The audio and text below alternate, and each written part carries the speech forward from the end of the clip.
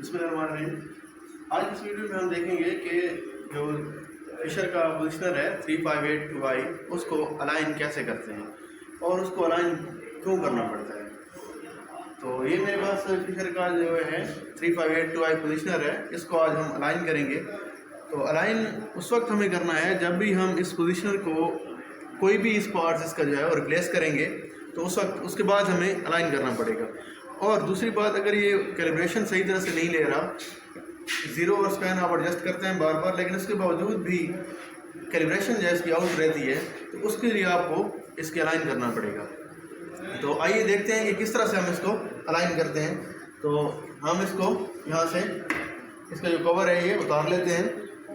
ये मैंने कवर उतारा है, तो आपको अंदर से इस तरह का इसका शेप नज़र आएगा। इस पर फोकस करना है। तो इसके अंदर जो पार्ट्स लगे हुए हैं वो मैं आपको बता देता हूँ। ये इसका डी है, क्वाड्रेंट जिसे भी कहते हैं, डी भी कहते हैं। ये इसका फ्लैपर है, ये इसकी नोज़ल है यहाँ पर, और ये एक यहाँ पे बेलो है। तो यहाँ पे ये इसकी कैम लगी हुई है, यहाँ से जो फीडबैक लिंक के साथ यहाँ पे अटैच है। तो अभी हम इसको अलाइन करते हैं। तो अलाइन करने के लिए आपने इसको सप्लाई दे देनी है according to bench set.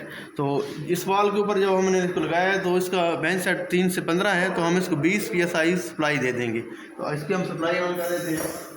20 PSI हमने सप्लाई इसको यहाँ पे दे दी है। ये देखें यहाँ पे ये 20 PSI इसकी 20 PSI यहाँ पे सप्लाई इसकी आ रही है।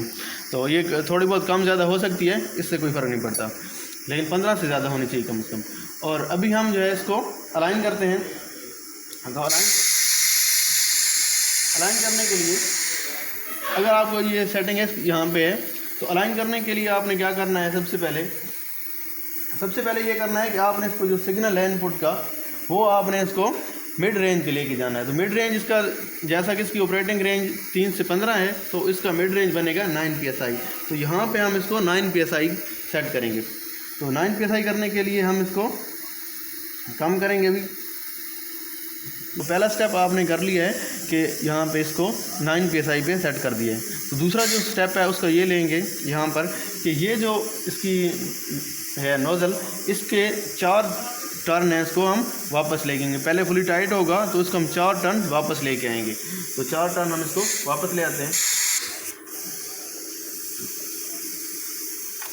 देखिए जो नीचे लगा हुआ है उसको नहीं घूमना चाहिए, इस फ्लैपर को हम घुमाएंगे। इसको मैं यहाँ पे मैंने निशान लगाया हुआ है, यहाँ पर इसके ऊपर मैंने इसके ऊपर निशान लगाया हुआ है। इसको मैं 4 टर्न वापस लेके आऊँगा। अगर थोड़े कम भी लेके आए तो कोई फ़र्क नहीं पड़ता, 3 भी 2 भी हो तो वो भी इससे लाइन हो सकता है, लेकिन जो प्रैक्टिकल है वो इसमें डॉक्यूमेंट में है वो 4 टर्न है। तो अभी 4 टर्न मैं इसको घुमा दिया है। तो उसके बाद अगला स्टेप आपने क्या करना है कि इसको यहाँ पे 0 पे लेके आना है, इस क्वाड्रेंट को यहाँ से। तो 0 पे हम लेके आएंगे। तो ये देखें यहाँ पे 0 है। तो 0 के ऊपर हमारी जो इस पर आउटपुट है यहाँ पे ये 0.6 kg होनी चाहिए, 9 PSI होनी चाहिए। जो मैंने सेट की है 9 PSI, वो 9 PSI ही रहनी चाहिए, ये आउट नहीं होनी चाहिए।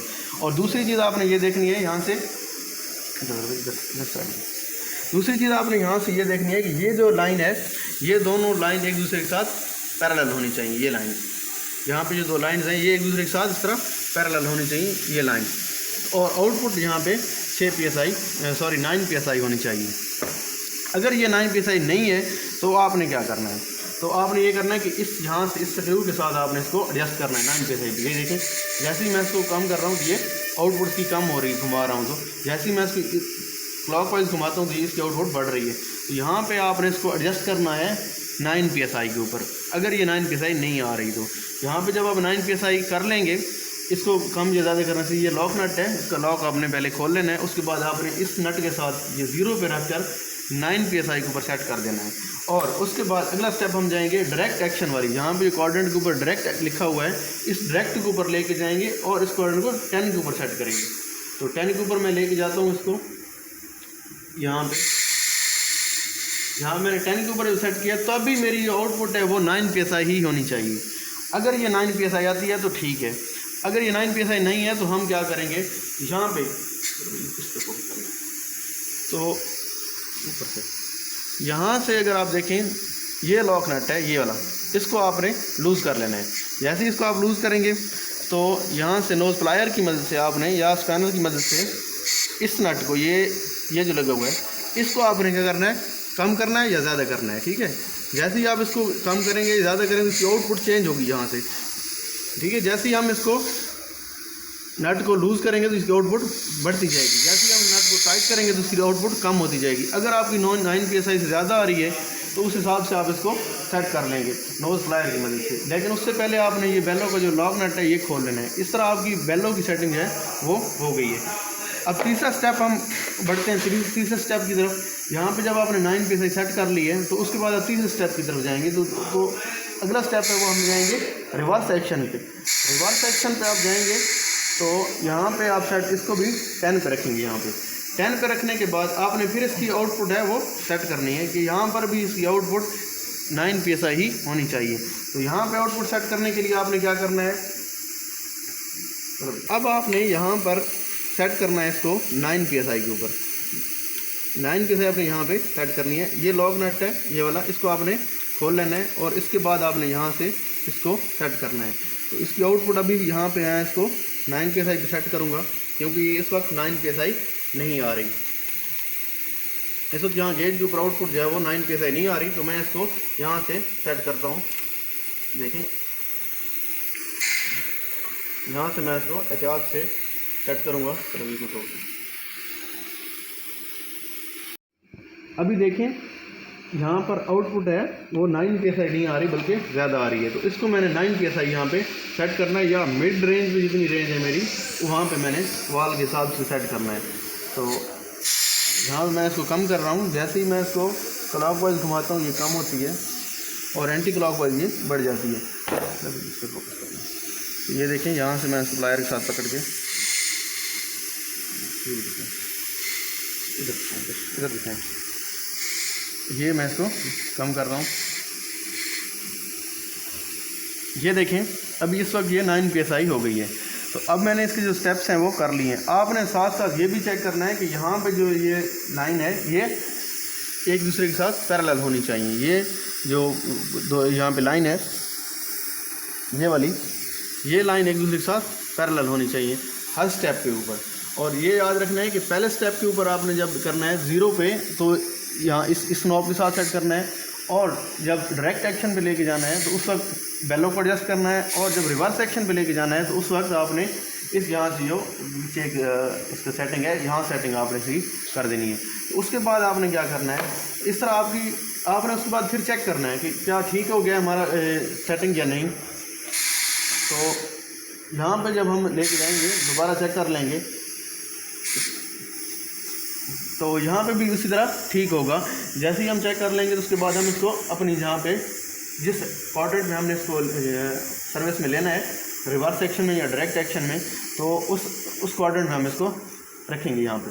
اور اس کے بعد ہم نے کیا کرنا ہے, یہ جو ہم نے لاک نٹ کھولے ہوئے تھے سارے ان لاک نٹس کو ہم نے ٹائٹ کر دینا ہے. کیسے ٹائٹ کرنا ہے یہ دیکھیں, یہ اس کو یہاں سے پکڑنا ہے تاکہ یہ نہ ہلے, اور لاک نٹ کو ہم نے یہاں سے لگا دینا ہے.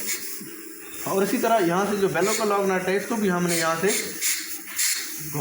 لگا دینا ہے اور ٹائٹ کر دینا ہے یہاں سے اس کے ساتھ, تاکہ یہ بیلو کا جو لاک نٹ ہے وہ نہیں گھومنا چاہیے, صرف اس کے ساتھ نٹ جو ہے وہ لاک ہونا چاہیے, لیکن اس کے اوپر جو پن ہے اس کی سیٹنگ جو ہے وہ چینج نہیں ہونی چاہیے. اس طرح ہم نے یہاں پہ بھی کھولا ہوا تھا اس لاک نٹ کو, یہ لاک نٹ ہم نے کھولا ہوا تھا, یہ دیکھیں اس کو بھی ہم لاک نٹ کو یہاں پہ ٹائٹ کر دیں گے. اور ٹائٹ کرنے کے لیے یہاں سے اس کو پکڑ لیں گے, یہاں سے پکڑ کے اس کو اسپینر کے ساتھ یہاں پہ ٹائٹ کر دیں گے. اس طرح جو سارے لوز نٹ ہم نے کیے تھے وہ سارے ہم ٹائٹ کر دیں گے. اور اس کے بعد ہم اس کی کیلیبریشن سیٹ اپ میں جائیں گے. تو کیلیبریشن کس طرح سے کریں گے اس کے لیے میں نے پہلے ویڈیو بنائی ہوئی ہے, آپ وہ دیکھ سکتے ہیں, اس کا لنک میں ڈسکرپشن میں ڈال دوں گا. 0 اور اسپین اس کے بعد ہم اس کا ایڈجسٹ کر لیں گے, اور اس کے بعد اس کا اسٹروک ٹیسٹ کریں گے. تو اسٹروک ٹیسٹ کیا ہوتا ہے ہم نیکسٹ ویڈیو میں انشاءاللہ وہ ویڈیو بنائیں گے کہ کنٹرول وال کا اسٹروک ٹیسٹ کیا چیز ہوتی ہے. Thank you.